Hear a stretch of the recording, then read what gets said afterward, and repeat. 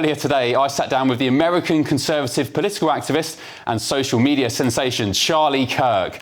He's part of a new wave of young pro-Trump personalities who have risen to prominence with unwaveringly loyal media and podcast appearances since the president trounced Democrats in the election last year. Charlie has 5 million followers on X, 6 million on Instagram, and millions more across Facebook and TikTok. He's known to have the ear of President Trump and indeed the Trump administration, reportedly recommending J.D. Vance to serve as vice president. During the run-up to the 2024 US election, the 31-year-old toured 25 different universities in the United States as part of his You're Being Brainwashed tour. And as part of this tour, he held rallies encouraging Marxist students to debate him on a wide range of topics.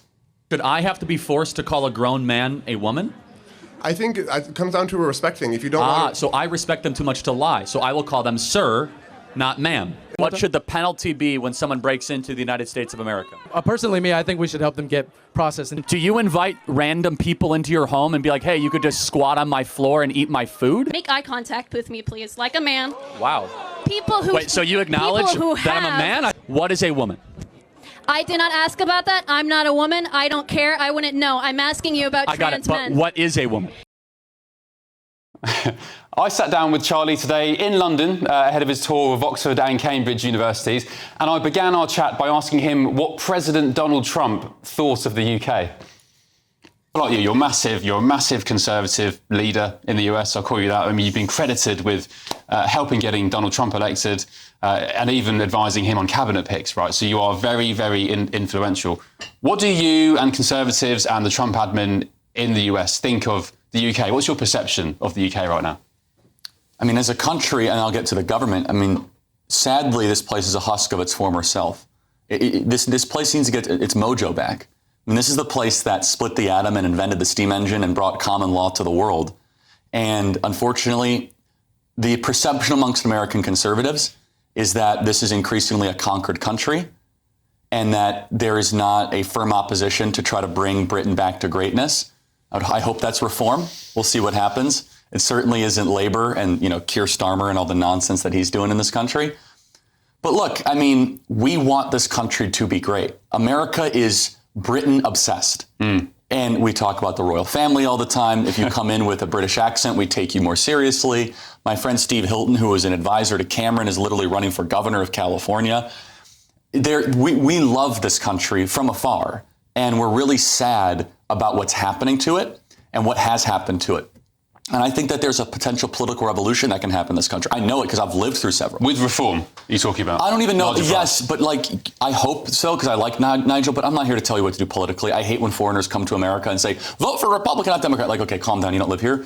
All I can do is, as an outsider, kind of like de Tocqueville coming to America, I can tell you right now, as an outsider who's seen themes and trends and patterns, there is an explosion waiting to happen in this country. There is mass repression, and here's why. People are coming up to me quietly, me as an American, who follow me on social media. Charlie, I love what you're doing. I wish I could speak out against it. There's so much, the silent majority is what we called it in America. Yeah. And President Trump tapped into that. And these are the muscular class of London. These are the people that are building your hotels. They're driving your taxis. They're the ones that really make London work. And they are so animated about how this country has been run down the gutter. What do they make then? What does Donald Trump? You're good friends with J.D. Vance. You've got Donald Trump's ear. What do they make of Keir Starmer and this Labour government? I don't know. I know President Trump was very positive about the trade deal, and he said that was good dealing, with Keir Starmer. I don't want to put words in their mouth or sentiments. I know that as a totality of Europe, they want Europe to pay more in their contributions to NATO. I can give you my opinion of Keir Starmer. Not a fan. Go on then. Let's have it. Well, look, I mean, first of all, what he's doing with this Brexit thing, based on my limited understanding, and again, as an outsider, is like the ultimate denial of democracy. You guys had an up or down vote of the highest turnout election in modern British history. Ever, yeah. Right? Ever, in the history of the country, right? And they lost. And people said no. When you had 80+% turnout, people did not want to be part of the European Union. And now Keir Starmer is undermining the democratic will of the people. That is not a democracy. And these are the people that are always saying, yes, we're very big about liberal democracy. No, you're not. You're about an oligarchy. Your oligarchy is an expert class permanently entrenched. Not a fan of Keir Starmer. Obviously, politically, ideology, he's a far left-winger. I would even almost put him in the Marxist camp at times. What he's doing in immigration is a total fraud. No one should actually believe it. Well, I'd say as well, it's not just Labour who opened the floodgates. It was the Conservative I hate the Party. name of the Conservative Party. Yeah. Because in America, Conservative means something very, very different. Well, that's the scam they've been pulling for the last decade, calling themselves Conservatives, and they're anything but. They're Liberal Democrats. They're left of centre. Yes. Is being generous, actually. Yeah, Hillary Clinton would be like a right-winger compared to some of the people in the Conservative Party here. And you're right. The Conservative Party allowed the mass migration crisis of Britain. And Keir Starmer just happens to now be Prime Minister, trying to, make justifications for it. But this has been, I hate to use this term, I don't know if it's a term you guys use, bipartisan. Yeah. Which is it's bipartisan of both Conservatives and Labour that have now overseen this crisis. We call them the uni party here. Yeah, exactly. And we have a similar term in America. I think there is a opportunity for an ascendant political force. I don't know if it's reform, because of the social media era, because people are consuming information in a decentralized way, because they're not just getting their information from BBC and from the gatekeepers of the information of Britain. Yeah. And I think it's a huge existential threat to the power brokers here in this city and country. You talked about immigration being one of the big levers there, the Yes. change in culture and society. Can I ask you, do you think, you guys have had a similar situation on the southern border, just Even millions worse, of illegals. I hope you guys understand, it was worse in America than what you have. 100%, yeah. Both per capita and the volume. And we have this ridiculous idea that I don't even think you guys have, which is called birthright citizenship, which is like, if you just, I hope everyone watching understands how insane it is in America. Can you just explain for the Because there's some things you guys get better than us. A Chinese woman from Beijing can fly in 9 months pregnant, land in San Francisco airport, go straight to the hospital, get a C-section, and that baby is a U.S. citizen. Full U.S. citizen, full passport, no reservation, no asterisk, nothing. That's called birthright citizenship. Right. So all 10 million people that come across the border, if they have babies, of which 250,000 a year, all of them get U.S. passports. We call those anchor babies in America. So it's a problem that Joe Biden manufactured. 10 million people in 4 years, about 30 million people total. We don't actually know the entire number. But immigration is a number that is a issue that transcends political lines. And I think here in Britain, you guys are finally kind of getting into the willingness to have that conversation. Okay, can we talk about, have you heard of a lady called Lucy Connolly since you've been here? Of course, I talked about her yesterday, and no one knew what I was talking about in Cambridge. Who are we talking about? The students didn't know. I mentioned her because I did the research. My team did an amazing job. And I think she just had her petition denied today. In the last hour or so today, it's Tuesday today, she's had her appeal denied. So she's going to be carrying out her 2.5-year sentence for a solitary tweet. So outrageous. Which she deleted 4 hours later. What's your take on the whole situation? Well, I'm going to try to get the U.S. State Department involved. I don't know if, what their bandwidth is here, but I'm sorry, again, I'm speaking as a citizen, not as a U.S. government. I just want to be very clear. Is this a way that a liberal democracy and an ally of the United States acts? Just to be clear, what she said would not be any prison time in America. I don't like what she said, but she showed contrition. Well, there's 2 parts. The first part where she said, I don't want immigrants in my country. Perfectly acceptable. That's fine. You can say that. You're allowed to have that. I think there was one part about potentially violent whatever. Well, she said, let me clarify what she said. Yeah, I want to be clear. So I think by the time she sent the tweets, some asylum hotels were in the midst of being burnt down or their Molotovs thrown through a window. She tweeted, burn them down for all I care. You're allowed to say that in America. So the argument is, was she inciting violence there? Or was she reacting to the images she was seeing? You could, and by the way, just to be clear, you guys have the wrong incitement threshold. In America, you need to have specific time and specific place in order to reach the incitement threshold. Every day people say, someone should go kill Charlie Kirk. I don't like it. But that's protected speech. In America, we care about what you do, not about what you say. And then she showed contrition and she apologized. And from my understanding, when the police force showed up to her door, they asked her questions being do you hate immigrants? No. She gave very satisfactory answers and they still arrested her. And I just find it so outrageous that she's going to now jail for 2.5 years for a deleted social media post that she apologized for. As you guys have birthed free speech to the world, you now guys are becoming a totalitarian country. You just mentioned the U.S. State Department. What are you inclined to do? What are you I don't know. I'm going to bring this up to Marco Rubio. Just going to send him a text being hey, you have a whole department, and he's done an amazing job, by the way. Marco's incredible. This should be mentioned. And by the way, because it's not new, J.D. Vance brought this up in Germany. The context of Lucy Connolly, her argument is that she fired off that tweet because she'd lost, in tragic circumstances, a 19-month-old baby. Dehydration. And she was so shocked to the core about seeing 3 little girls massacred in Southport, near Liverpool, That's why she reacted in that way, but she deleted it 4 hours later. But again, this is what's so wrong about how you guys are, not you, but your country is viewing this. Who cares the circumstances? You're allowed to say these things. And the fact that you guys are policing speech, unspecified speech of someone that then deleted their tweet or their social media post, I mean, you guys know the reference. I mean, you are becoming Orwell's 1984. This is wrong on every fundamental moral level. Is the Trump admin, I know JD Vance has mentioned it before, is the Trump admin aware of that? Is Donald Trump broadly? Yes, I'm sure. Again, I don't know all the specifics. Look, there's like 5 different dynamics here. We're trying to get, the war in Russia and Ukraine. And there's a lot of different levels here. I do know the State Department is keenly aware about the assault on free speech throughout Europe. And again, they always preach like we're the bastion of democracy. You do not have a free liberal democracy without freedom of speech. All right, there we go. There's going to be a longer version put online. You can get it on YouTube, and a second part to that at 10:20. So in the second hour of this show, we talk about religion, we talk about immigration, Brexit as well. So stay tuned for that. And as I said, the full version will be on YouTube. Let's get the thoughts of my panel now. The Conservative MP Esther McVey, GBNews presenter Alex Armstrong, and the political commentator Andy Williams. Good evening, panel. Welcome. Evening. Esther, I'm sorry I threw the Tories under the bus there in that chat with Charlie. And I'm not surprised. Always can't be trusted. 16%. What do you mean, Liberal Democrats? I was going to hide behind the sofa as I wasn't. Yeah. Anyway, what's your thoughts on that? You're the US and people like, and let me just stress again as well. And Alex, you've got big history in the US. Charlie Kirk is probably the most influential conservative commentator in the United States. He was credited with largely helping Donald Trump get elected. He's good friends with JD Vance, the vice president. He recommended JD Vance to Trump. He's pretty much credited with getting him that position. He's sensational. So he's not just some TikToker who's a good talker and quite eloquent. He is very influential. And he's saying, Esther, the United States are looking at us and thinking, oh my God, what is going on in the United Kingdom?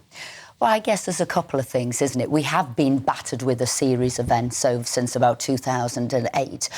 People said there'd be once in a lifetime, once in a generation of events, and they weren't. So we had the financial crash, we've had COVID and lockdown, we've had the first war in Europe, we've come out of Europe. So I think all of those things happened at the same time. So have we been battered and bruised, and do we need to recover from it? Yes. But I would say do not underestimate the UK. Thank you very much indeed. For a small country, we punch well above our weight. We've defended the world not once but twice. We were the start of the Industrial Revolution, the internet, the computer. We gave the world cricket, rugby, and well, that's what Charlie Kirk was saying. So what I'm saying is, yes, we have gone through a difficult time, but I am a strong supporter of the UK, and I know that as individuals and as a nation, we have resilience, we have brilliance, and we'll go forward. And I do think there is a struggle at the moment with our British identity. We don't want to be hiding our light under a bushel anymore. We have to march forward, and you're talking about whether you're a Lib Dem or a Conservative. I am a strong Conservative. You're one of the few genuine Tories. From a working class, worked my way up, so I agree with social mobility and opportunity. So yes, we do need to find our way,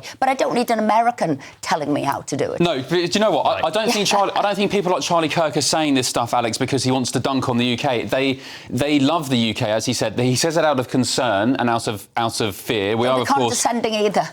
Well, I think it is condescending. I think you have to accept some criticism from good friends when it's justified, no? Yeah. It's like when you're in a bad relationship, you'd want your friends to tell you, listen, this isn't healthy for you. Yeah. And that's kind of where our country's headed, particularly on things like free speech. I do get very, very worried about that. I don't believe people should be in jail for tweets along the lines of what Lucy Connolly wrote. I actually agree completely with Charlie Kirk. The threshold is too low. I think when people start saying dates, times, location, that sort of stuff, then you are probably organising a very violent rally. But when I look at her case, I don't see intent for her genuinely to cause harm to people. And as he said, she showed contrition. We need to be able to... look, at the end of the day, there's also a man who came over to this country illegally. He was sentenced the other day, put into prison for 9 months for posting a video. I think he was a Palestinian migrant who came to this country, broke into our country and posted a video about how Allah should destroy all the Jews or something along those lines. I'm not quoting exactly. People can look at themselves. 9 months. Yeah. OK? So there is to most people, a two-tier system in this country. It is dangerous for democracy and it's dangerous for the health of Britain going forward. I want all those things that Esther's saying, but we need to get back to our roots first. Andy, do we have free speech in this country? Yeah, obviously we do. I mean, the idea that we do not have free speech... Well, it's not that obvious, is it? Sorry to interject so quickly, but it's not that obvious. Lucy Connolly's been panged up for saying something on Twitter and deleting it 4 hours later. So if you can let me have more than three words in a sentence, I think that would be fair. It's absolutely clear that we have free speech in Britain, and anyone who can argue that we don't, I think, is on a ludicrous platform.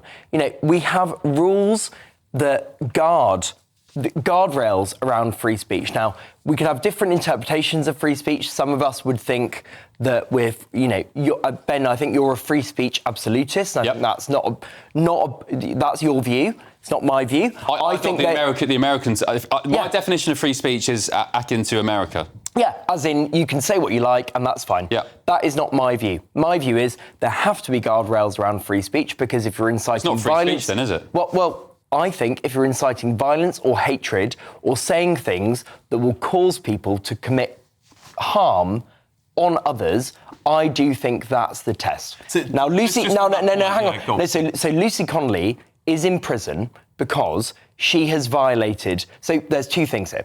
Firstly, Lucy Connolly's violated the rules of our country, and that is why she's in prison. Now, you may agree or disagree with that law, but that is the law as it stands today. So if you stand for a rules-based system, you must agree that Lucy Connolly should be in prison. You could agree or disagree with the sentence, but she is in prison for that reason. This is where I'm coming. It's a total disproportionate sentence, what she was given.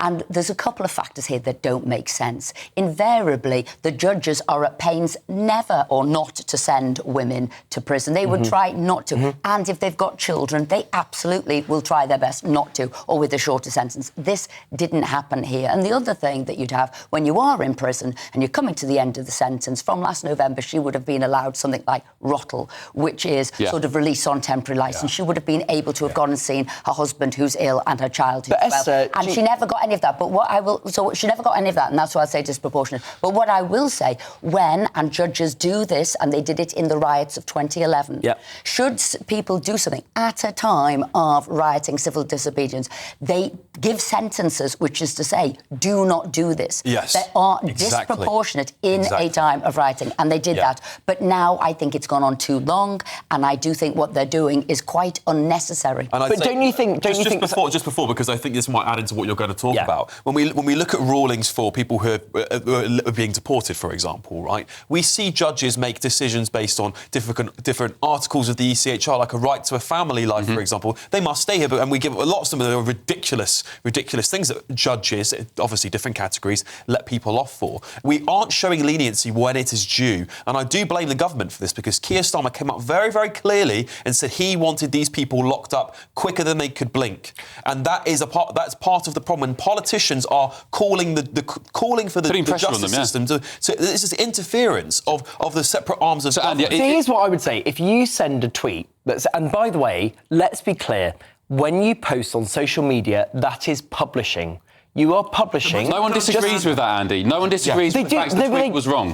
She deleted it. She admitted it was wrong. And she said... We're not talking about that. Set fire to all the hotels. No, she didn't say that. Yes, she did. No, she didn't, Andy. What did she say? You tell me what she said. She said... Tell me what she said. What was the tweet? I don't want to... I can't repeat it because we're... Repeat it. I'm giving you permission to repeat the tweet. What was the tweet? She said set fire to all the fucking hotels. And...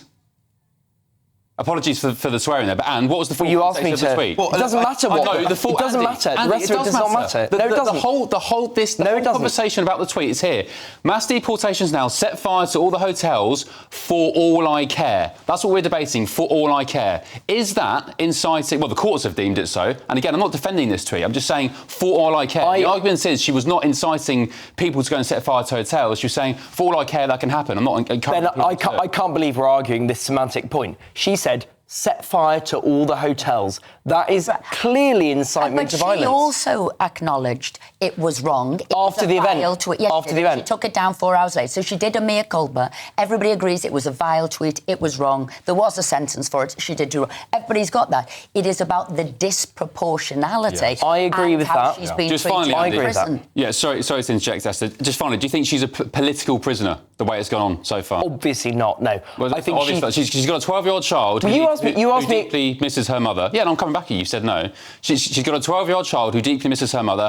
The father of that child is ill, and she's a childminder. She had no previous convictions. The court heard today, I was reading the appeal transcript from the court. The court heard that she was sending private messages, WhatsApp to friends, in the days after that tweet, saying, expressing her fear that it could have been her own children. And then she went back onto Twitter to make calls for no more violence in the riots. None of that was taken into consideration. So is it 31 months her sentence? Is that right? So that seems to me like a disproportionate sentence. Do I think she should have a jail sentence? Absolutely. Okay. I think a deterrent is really important. She broke the law.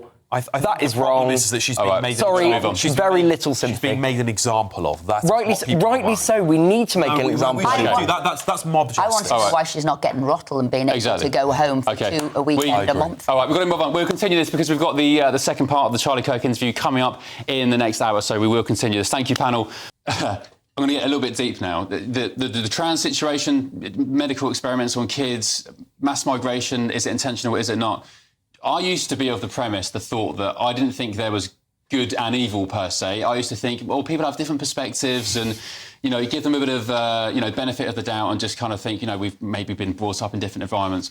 I am now, after seeing many, many different situations over the past couple of years, Southport, the murders, for example, as an example, that evil exists. Do you think evil exists of course. In the world? I mean, I'm an evangelical Christian.